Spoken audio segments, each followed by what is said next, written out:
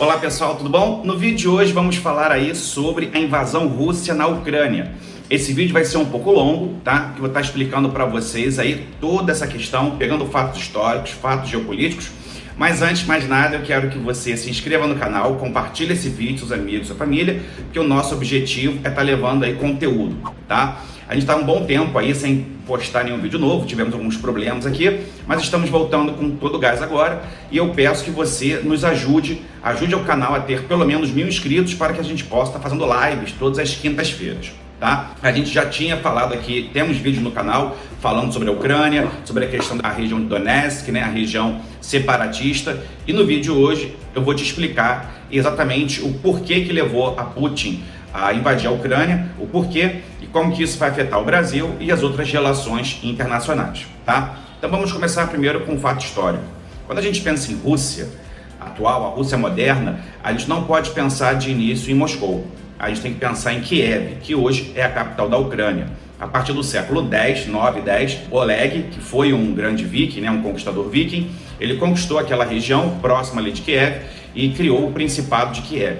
Esse Principado de Kiev, ortodoxo, de cultura russa, ou seja, de cultura russa, né, que depois vai se tornar o etnos russo, ele vai ter uma boa expansão ali naquela região e depois, ao longo do tempo, conforme a região da Crimeia, de toda a Ucrânia moderna, vai ser invadida por outros povos, principalmente os tártaros, que vinham da Ásia Central, parentes, né, descendentes de Gengis Khan. Você vai ter aí uma ida para o norte desse polo cultural, tá? Indo para a região que na Idade Média nós vamos chamar de Principado de Moscou ou de Moscóvia, assim como a República de Novgorod, assim como, por exemplo, Rostov e outras regiões que hoje fazem parte da Rússia moderna, mas o etnos russo, a alma russa, não nasceu em Moscou, ela nasceu em Kiev.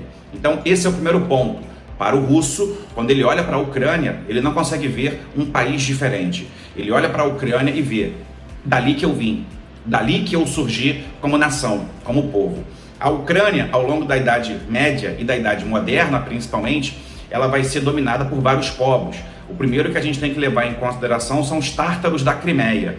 Vai ser o Kanato da Crimeia. Esse Kanato da Crimeia, o nome daí vem, Crimeia da região, ele vai ser subordinado ao Império Turco-Otomano. Vai ser um vassalo, uma marcha, que a gente fala em inglês, né? Uma marcha. Depois você vai ter, ao longo da Idade Moderna, uma consolidação do poder russo naquela região. A Rússia vai lutar a partir do século XVII com os otomanos pela tomada de Kiev, pela tomada do seu coração, o coração do seu povo, da sua alma.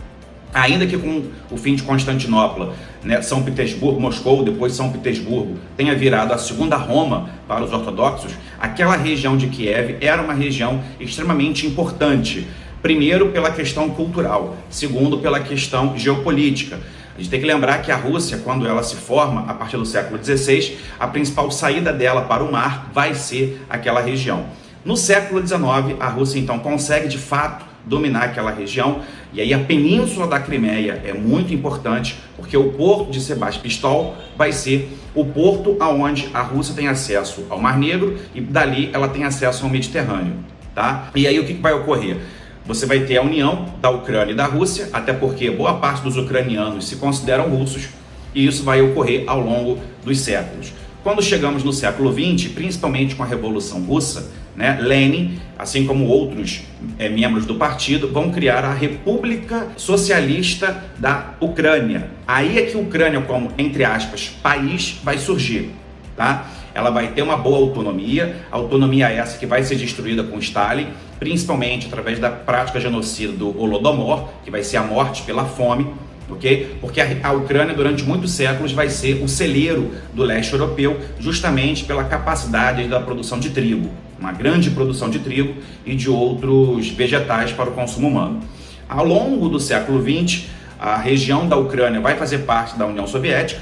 Nikita Khrushchev vai criar, né, vai dar para a República Socialista da Ucrânia a península da Crimeia. Por que ele fez isso até hoje ninguém sabe exatamente, tá? Ainda que ele, assim, muitos dizem que é porque ele era ucraniano, né? Ele nasceu na Ucrânia, os pais dele foram mortos aí por Stalin. Então, por uma questão pessoal, talvez ele tenha dado essa península para os ucranianos. Sendo que na época que ele fez isso, ninguém imaginaria que a União Soviética ia acabar em menos de 50 anos. Então, quando ele dá a Península da Crimeia para os ucranianos, para a República, né, socialista, que fazia parte da União das Repúblicas Socialistas Soviéticas, ele não estava pensando que poderia acontecer no futuro da União Soviética acabar. Mas em 91 a União Soviética acaba, e assim que acaba a União Soviética, a Ucrânia acaba se tornando um dos países com a maior quantidade de armas nucleares do mundo, já que boa parte das armas nucleares da União Soviética estavam na península da Crimeia, na região da Ucrânia. Através de acordos políticos, a Rússia vai chegar em um acordo com a Ucrânia. Vocês, ucranianos, nos devolvem as armas nucleares, que eram da União Soviética, e nós mantemos com vocês a península da Crimeia. Porque para o russo, tá? Para o russo, que mora lá em Moscou, que mora em Novgorod, que mora na Sibéria, que tem o ethos russo, branquinho, lourinho, de olho azul, eslavo, tá? Esse russo, quando ele olha para a Ucrânia, ele não vê a Ucrânia, ele vê terras que sempre foram nossas. Um povo que faz parte do nosso. Não são somente vizinhos, é o nosso coração, o coração do nosso ethos está lá. Ainda que tenha acabado a União Soviética, ao longo da década de 90, a Ucrânia vai se tornar um país, vai ter relações amistosas com a Rússia e vai também olhar para o Ocidente. Vai manter, então, a península da Crimeia. Qual é o grande problema? Aí que vem a visão do Putin, e é por isso que agora a gente vai chegar na parte geopolítica. O Putin, ele começou a sua carreira na antiga KGB, tá? Então ele era um agente do serviço secreto, ele serviu durante a União Soviética, e quando a União Soviética acaba, a Rússia sai em frangalhos. A OTAN, a Organização do Tratado do Atlântico Norte, nós temos vídeos sobre a OTAN no canal, virou e falou da boca para fora que não haveria expansão da OTAN para o leste, para as regiões que antes faziam parte aí da órbita soviética. Sendo que ao longo da década de 90 do século passado, a partir de 1993, 94, a OTAN vai fazer 5 expansões, e cada vez chegando mais próximo do território russo. E os russos vão dizer, não há o porquê de vocês fazerem isso, nós não somos inimigos de vocês, a Guerra Fria já acabou, nós não achamos correto vocês estarem vindo para o leste. Vocês estão se aproximando dos nossos territórios, entende? Imagina como é que ficariam os Estados Unidos se amanhã ou depois, hoje em 2022, o Maduro virasse e falasse o seguinte, olha, a República da Venezuela está fazendo um acordo com a República da Rússia e estamos criando o grupo Amigo dos Amigos, tá? Os amigos carinhosos, os ursinhos carinhosos. E aí a Rússia decide então colocar mísseis russos na Venezuela. Você acha, em sã consciência, que os Estados Unidos fariam o quê? Vamos supor que a Rússia alegasse o seguinte, não, a gente não tem nada contra os americanos, a gente está colocando mísseis nossos, russos, na Venezuela, porque vai que a Coreia do Norte, amanhã ou depois, tem um míssil intercontinental que consegue chegar na América, e a gente está aqui a proteger o nosso vizinho, porque é isso que a OTAN vai alegar. Vai alegar os escudos que Bush vai colocar, que George W. Bush vai colocar no leste europeu, principalmente na Polônia, na prática contra a Rússia. Na teoria, qual vai ser o discurso? Para impedir que caso o Irã tenha, ou qualquer grupo terrorista tenha acesso a armas, não consiga destruir ou quebrar a Europa, tá? Sendo que vai chegar um ponto que os russos vão falar assim, peraí, os 3 países bálticos, Lituânia, Letônia e Estônia entram. Agora você tem a Polônia. Agora você tem a Hungria, você tem vários países próximos das suas fronteiras entrando aí na OTAN. E a Ucrânia quer entrar, porque se você coloca mísseis da OTAN na Ucrânia, atualmente na Ucrânia, a Rússia não tem como se defender de um ataque, seja ele nuclear, seja ele um ataque convencional. Não dá tempo, porque literalmente é fronteira, é vizinho. E aí é o que o Putin fala. Se a Rússia colocasse mísseis no Canadá ou no México, de acordo comum, não é forçando não, o México virando e falando assim, não, nós queremos mísseis russos aqui porque não são nossos amigos. O que os Estados Unidos fariam? Vamos parar e pensar. Vamos lembrar o que a Embaixada da China falou recentemente. A Embaixada da China na Rússia acabou de dizer que o grande inimigo da democracia no mundo são os Estados Unidos. Bruno, como assim? Ao longo do século XX, os Estados Unidos começaram 81% de todos os conflitos pós-1945, tá? Foram os americanos que começaram. E aí a gente tem que pensar um pouquinho como o típico russo. E o Putin falou isso numa entrevista. Ele disse o seguinte, hoje em dia, ninguém vai em sã consciência dizer que o Texas e o Novo México são territórios espanhóis, mas durante muito tempo foram. Imagina se amanhã ou depois o México decide retomar esses territórios. Porque o Novo México, o Texas, até o século XIX, era território espanhol, entende? Então o pensamento russo também é esse, do tipo assim, a Ucrânia sempre foi nossa. Claro que você tem a questão geopolítica. Qual é a questão geopolítica? O Putin, por que ele não invadiu antes a Ucrânia? Primeiro ele invade a península da Crimeia. Vamos lembrar, a gente tem vídeo aqui no canal, quando teve a Revolução Laranja da Ucrânia, onde grupos pró-ocidente tomaram poder, grupos desses, inclusive alguns neonazistas, tá? Então o Putin está usando isso também, esse fator do tipo, olha, esses neonazistas querem matar os ucranianos russos, né, que etnicamente são russos, mas eles tomam o poder, eles acabam com a influência russa na Ucrânia, e aí o Putin faz uma jogada genial. Ele começa a mandar soldados russos para a Ucrânia, mas sem a farda russa, começa na região do leste, esse separatista tomar o poder, eles invadem a Crimeia, e aí o povo da Crimeia, tá? A galera que mora na Península da Crimeia, decidiram não só se tornar independentes, como voltar a fazer parte da Rússia. E aí, a partir de 2014, quando tem essa invasão da Crimeia, a Rússia começa já a sofrer sanções americanas, começa a sofrer algumas sanções, e Putin começa então a fazer o quê? Mudar o foco, tentar diminuir ao máximo a dependência russa da Europa e do Ocidente. Principalmente como? Voltando o seu olhar para a Ásia e para a China, que é uma grande amiga, uma grande parceira da Rússia. A gente não sabe até que ponto, né? Vamos ver nos próximos dias como é que vai ficar. Mas a Rússia e a China, a gente tem vídeos aqui no canal explicando, elas fazem parte de um mesmo grupo militar, elas fazem parte da Organização de Cooperação de Xangai, que atualmente faz parte como membros plenos a China, a Rússia, o Turcomenistão e outros países da Ásia Central. Significa dizer o seguinte: se hoje a Polônia, os Estados Unidos ou qualquer outro país declarar guerra à Rússia, a China vai vir na defesa da Rússia, porque elas fazem parte dessa organização. Então repare que a partir de 2014, o Putin ele começa a preparar todo um xadrez para poder de fato invadir a Ucrânia. E por que ele está invadindo a Ucrânia? Por esses três motivos. Ele não pode permitir, pela segurança russa, que a Ucrânia faça parte da OTAN, porque a Ucrânia é o segundo maior país da Europa, só perdendo para a Rússia, e é um país relativamente grande, estável, com uma população enorme, e botando mísseis da OTAN do lado da fronteira russa, a Rússia não conseguiria se defender de um ataque, não haveria tempo hábil o suficiente, tá? O segundo motivo é que, na visão de muitos russos, a Ucrânia nunca foi um país, muito pelo contrário, sempre foi considerado um território russo. E o terceiro motivo é a questão da ligação histórica, da ligação religiosa, da ligação étnica e cultural que a Rússia tem com a Ucrânia. Até porque, como eu falei no início do vídeo, para o típico russo, a sua cultura, o seu povo não começou em Moscou, começou no Principado de Kiev, lá na Idade Média, tá? E aí então, o que o Putin faz nas últimas semanas? Ele começa a alegar que teria exercícios militares na região ali, próximo da fronteira, e ele alega, olha, essas tropas minhas aqui, esses 100 mil, 150 mil soldados meus, estão no meu território. Então eu posso movimentar minhas tropas para onde eu quiser. E aí vimos que depois, né, de muito embate com a União Europeia, que o Putin deixou bem claro, a gente não vai fazer nada se a OTAN parar de vir para o leste, e chegaram no ponto que a gente não pode mais permitir. A gente permitiu a Polônia, a gente permitiu a Letônia, a gente permitiu a Estônia, a gente permitiu vários países. A Ucrânia não dá, não dá. Tanto é que agora, no quarto dia de ataques, né, da invasão russa na Ucrânia, no terceiro dia Putin já falou, se a Suécia e a Finlândia, que fazem também fronteira com a Rússia e que não fazem parte da OTAN, decidirem entrar na OTAN, o caldo vai engrossar.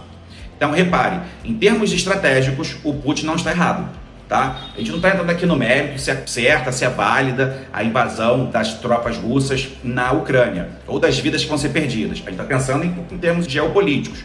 Para a Rússia, não tem como permitir a Ucrânia na OTAN, assim como outros países que fazem fronteira física com a Rússia. E a Ucrânia é um caso específico, porque faz parte de uma ligação, como eu disse, espiritual, cultural, política e econômica. Vamos agora aos fatos que podem acontecer daqui para frente, tá? Os Estados Unidos já deixaram bem claro que, a princípio, não irão combater a Rússia. Os Estados Unidos não mandarão tropas, por um motivo muito simples. A Ucrânia, por mais que ela queira fazer parte da OTAN, ela não faz parte, tá? Então esse é o primeiro ponto geopolítico. Quem é que sai ganhando com isso? A China. Porque a China, nós temos vídeo aqui no canal falando da questão da China, Taiwan, e também da China e o Mar do Sul da China.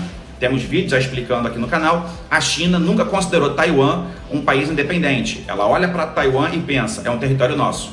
E agora, no terceiro dia das invasões, a China já mandou alguns aviões invadir o espaço aéreo de Taiwan. E se os Estados Unidos não confrontarem a Rússia na Ucrânia, isso não vai impedir que a China consiga declarar guerra e invadir Taiwan.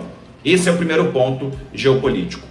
Segundo ponto que a gente tem que lembrar, a União Europeia acabou de tirar do sistema SWIFT. O que é o sistema SWIFT? Todos os bancos, para fazerem grandes movimentações diárias, para fazerem uma grande quantidade de transações, elas compartilham informações. Esse é o sistema, basicamente é o sistema SWIFT.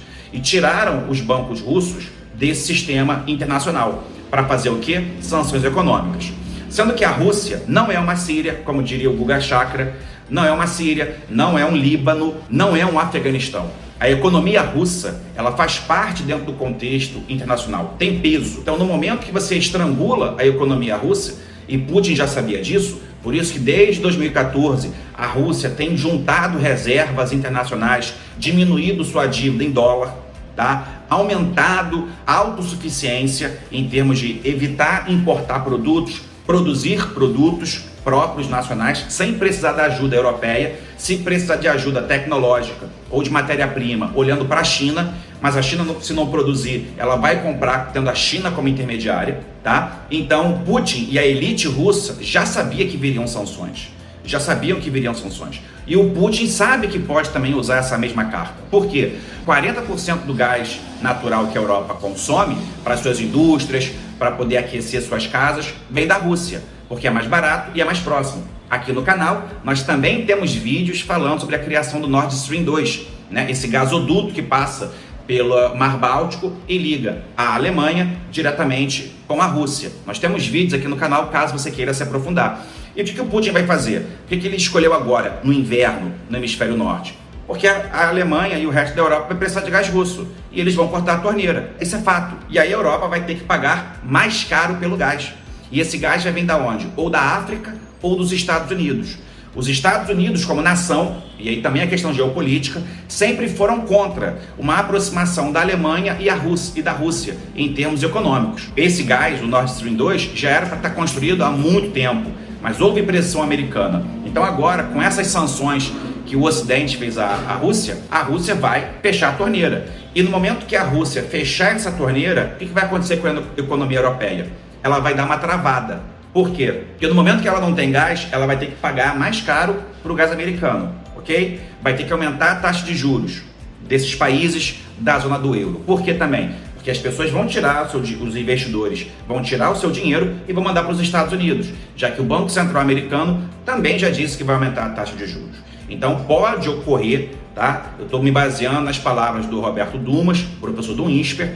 Ele disse que pode haver uma crise econômica na Europa, justamente porque para dançar um tango tem que ter dois. Então, se você faz sanções na Rússia, a Rússia vai contra-atacar também com sanções econômicas, ok? A China vai aproveitar desse momento e provavelmente vai dar apoio à Rússia, principalmente econômico, porque a China e a Rússia chegaram num período da história atual, o Xi Jinping, junto com Vladimir Putin, onde tanto a Rússia quanto a China têm uma aproximação ideológica, econômica, militar, social muito grande, algo que nunca foi visto. E a China é um país extremamente pragmático, tá? Temos vários vídeos aqui sobre a dominação chinesa, como que eles usam o soft power. A China não precisa usar do hard power, mas agora com a invasão das tropas russas na Ucrânia, a China se absteve. A China disse: a Rússia é livre para fazer o que quiser. E ela não condenou os ataques. Ela não condenou. Agora na ONU, quando teve uma assembleia extraordinária do Conselho de Segurança, a China se absteve. Falou: ó, nosso voto é neutro. Por quê? Porque a gente não quer desagradar o nosso vizinho e os Estados Unidos não vão poder fazer nada. Vai falar o quê? Vai boicotar a China também? Imagina se os Estados Unidos boicotam a China, a segunda maior economia do mundo. O que a China faz? Fecha a torneira, brother. Fecha a torneirinha também e acabou. Acabou. Ninguém ganha com sanção econômica. Bruno, mas eu acabei de ver no G1 que o Putin já mandou a galera militar deixar as armas nucleares prontas para uso. É verdade. É verdade. E o Putin deixou bem claro: se qualquer país europeu se intrometer na Ucrânia ou qualquer outro país do mundo, vai ter uma retaliação russa. Sendo que eu acabo de ver no G1, assim como eu vi na Sputnik também, um canal russo de notícias ligados ao governo de Moscou, dizendo que a União Europeia está mandando caças para a Ucrânia. Então, a Ucrânia consegue se defender da Rússia? Muito mal e porcamente, porque a diferença é um Golias e um Davi. Pode ser uma guerra longa? Pode. É o que Putin quer? Não, não é o que Putin quer. E a Rússia não está usando todo o seu poder bélico na Ucrânia, porque não é o objetivo do Putin massacrar a população ucraniana. Até porque quase metade dos ucranianos se veem como russos. Então, o que ele quer? Ele quer tirar o Zelensky, que é o presidente da Ucrânia, e fazer com que a Ucrânia deixe de ser um país pró-ocidental ou pró-OTAN. Ele quer ter a garantia na lei, na escrita, que a Ucrânia nunca vai fazer parte da OTAN e nem vai ter mísseis ou armamentos ou aviões ou militares dos países da OTAN em seu território. A Suécia e a Finlândia são países basicamente neutros, então não fazem parte da OTAN. E se entrarem na OTAN, teremos um outro problema.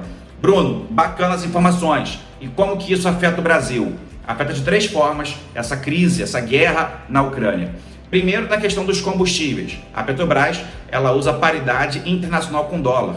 Significa dizer que o barril do petróleo, no primeiro dia de conflito, chegou a $100.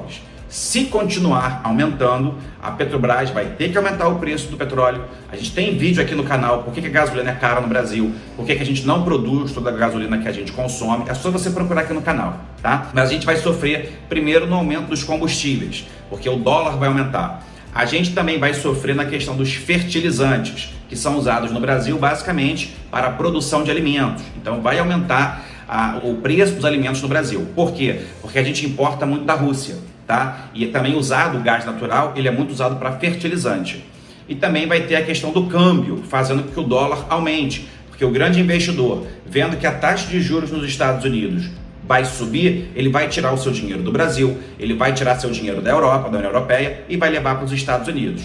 Então nós brasileiros, ainda que estejamos a milhões de quilômetros de distância desse conflito, seremos atingidos. Tá? A gente já está num período de crise econômica, a gente já ia ter um crescimento pífio em 2022, é provável que a gente não cresça nada e o pobre fique cada vez mais pobre, porque a gente já está com taxa de juros a 10, 12, se chegar a 14, fica mais difícil para a empresa pegar um empréstimo, a pessoa física não vai poder pegar um empréstimo, que vai ser muito mais caro, e aí a economia não anda, e os alimentos já estão subindo. A gente tem vídeos aqui no canal explicando por que subiu o preço do arroz, do feijão, da carne, do óleo, do café. A gente já está pagando R$20, não sei na sua cidade, mas aqui no Rio de Janeiro eu estou pagando quase R$20 o pacote de café. Isso é muito bizarro e vai aumentar mais ainda com a crise da Ucrânia, justamente pelos motivos que eu acabei de falar para você, tá? O que a gente pode falar também? A gente vai ter agora uma outra reunião da Assembleia Geral da ONU, não é o Conselho de Segurança, aonde os Estados Unidos vão querer que os países digam: e aí, galera, quem é a favor, quem é contra a invasão da Rússia na Ucrânia? Tem algum poder essa decisão? Não, não tem, mas vai mostrar para a Rússia quais são os países que estão alinhados com os russos, quais são aqueles que são contra e aqueles que estão em cima do muro, tá? Isso é importante em termos geopolíticos. Em relação às sanções econômicas, lembra que eu acabei de falar que para dançar tango tem que ter 2 ou mais pessoas? A Rússia ainda não disse o que vai fazer de bloqueio ou o que vai fazer de sanção econômica, como que ela vai contra-atacar. Mas esperem que a Europa tenha uma crise econômica, justamente por falta do gás russo. A China pode comprar esse gás excedente, tá? E ainda que você aplique sanções econômicas as mais duras possíveis na Rússia, a Rússia não vai quebrar. O Irã já vive com sanções econômicas há mais de 10 anos, não quebrou. Cuba, uma ilha aqui na América Latina, há 60 anos sofre bloqueio econômico, muito mais severo que a Rússia está sofrendo, e não quebrou, o regime não caiu, o regime comunista, ou de Fidel, do irmão dele, ou de quem quer que seja. E a Rússia não é uma Cuba, é um país altamente desenvolvido, com a segunda maior capacidade militar do planeta, que investe muito menos que os Estados Unidos na indústria bélica, 10%, na verdade a Rússia, em comparação ao seu PIB, ela investe 10% só do seu PIB, no máximo, em relação aos americanos. Mas como a Rússia não precisa ter bases espalhadas pelo mundo, ela pode se concentrar em modernizar suas forças armadas.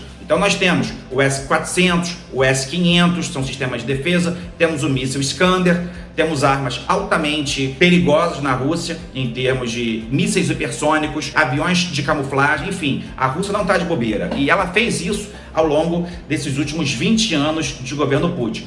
Bruno, o Putin vai cair? Eu acho muito difícil. Por quê? Porque como a Rússia tem uma reserva muito grande internacional, ela vai sofrer, tá, economicamente. O povo russo talvez entre em carestia, ou seja, falte um produto ou outro, mas a Rússia já estava se planejando para isso, já estava trocando a política de importação para ter vários produtos ou uma economia altamente autossuficiente para não depender da Europa, para não depender dos Estados Unidos e, se for necessário, comprar produtos da sua grande aliada China. Tá? O que mais que nós podemos dizer sobre esse conflito? Para encerrar, podemos dizer que a gente não sabe o que vai ocorrer nos próximos dias, porque ninguém imaginava que o Putin fosse dizer que a Rússia tivesse o seu armamento nuclear ativa. Ninguém imaginava que a União Europeia iria mandar caças para a Ucrânia. O que agora vai acontecer? Eu não sei. Uma terceira guerra mundial, eu acho muito difícil mesmo, até porque a Rússia tem o maior arsenal nuclear do mundo, tá? Podemos ter uma interferência chinesa? Provável, economicamente falando, para ajudar a Rússia, tá? Mas os motivos são esses. Por que a Rússia invade a Ucrânia, tá? Eu espero que você tenha gostado, tenha entendido o nosso vídeo. Qualquer dúvida, você coloca aqui nos comentários, tá? E eu quero saber a sua opinião. Na sua opinião, a Rússia agiu certo ou agiu de modo errado? Sim, não e o porquê, tá bom? Não esqueça de compartilhar esse vídeo, curtir e mandar para o máximo de pessoas possíveis. E até a próxima. Um grande beijo e tchau, tchau.